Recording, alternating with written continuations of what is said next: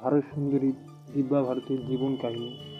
পেশা অভিনেত্রী, স্বামী সাজিদ আদিয়াতওয়ালা, বিবাহের তারিখ 10ই মে 1992, ধর্ম হিন্দু ধর্ম, জন্ম ইসলাম, বিয়ের পর শিক্ষাগত যোগ্যতা 9 শ্রেণী, পিতা ওম প্রকাশ ভারতী, মাতা মিতা ভারতী, ভাই কুণাল ভারতী, বোন পুনম ভারতী, সৎবোন সাইনাথ আরোয়া।